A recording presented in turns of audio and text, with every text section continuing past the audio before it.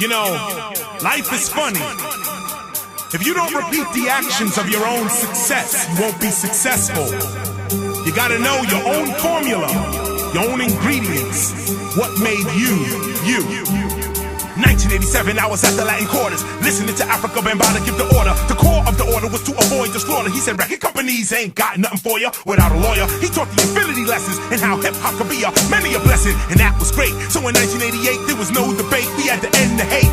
The name of the game was stop the violence and unity, knowledge, and self-reliance. We started talking about Martin and Malcolm. Had these ghetto kids going, huh, what about them? 1989, Professor Grip speaks his mind, but his freedom of speech is declined. 1990 came with the West Coast, East Coast, West Coast, who was the best coast? Looking back now, of course it was bogus. The whole argument was, but we lost focus. We got hopeless, not with the lyrics and music, but with hip-hop and how we used it, or abused it. You know how the crew get. You like it, cause you choose it. 1991, we opened our eyes with human education against lies and tried to talk about the state of humanity. But all these other rappers got mad at me. They call me Captain Human. Another message was sent: self-destruction, don't pay the fucking rent. Remember that? Nobody wanted conscious rap. It was like, where these ballers at? What can they call us at? All was whack. Hip-hop culture was falling flat, and that was that. So in 1992, I found my crew. They said, yo, Chris, what you wanna do? I said, damn, why they wanna get with me? If I bust they ish, I'm contradictory. If I play the bitch role, they take my shoe. Tell me what the fuck am I supposed to do? So I did it. Don't stop, get it, get it, get it. All of a sudden, these critics, they wanna spit it. KRS One is contradictory. Just cause I wouldn't let these rappers get with me, fuck that, fuck you, and fuck your pen. If a rapper wanna diss, yo, I do it again. But I'm making these ends, and I got my friends, and I really don't wanna have to sit in the pen. So I go back to the philosopher. 1993 hip-hop is whack. Go back, check the facts. 1994, return to the boom bap. It wasn't all about the loot, it was all about Harry Allen Rhythm Cultural Institute blowing up.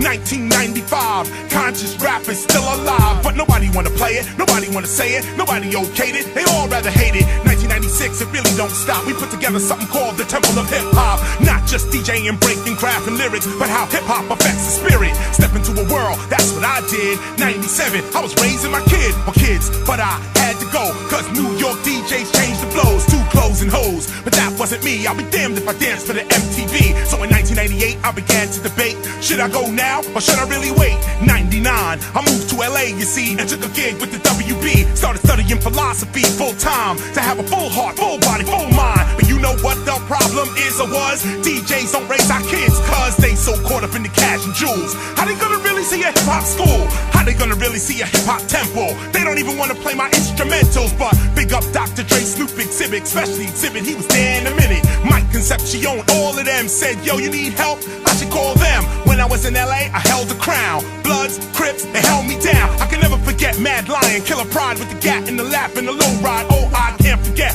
Icy Ice, Lucky Lou, Julio G, that was the crew. Davey D, Ingrid, David Kahn, the list goes on and on. Let me tell ya, Fred Rap and my man Protest, much respect, no less. To my spiritual and mental defenders, big up to LA Temple members. But in 2000, I seen how I wanted to live. I wasn't no executive, so I picked up the mic and I quit my job. Said to Simone, I gotta get with God. She said, don't worry about these dollars and quarters, record companies ain't got nothing for you. Damn, she took me back to BAM, took me back to who I am, brought me back to the New York land. Now I overstand. Now, KRS-One, you've been quoted as saying that rap is something we do, hip-hop is something you live. Yes. Explain that to us, please.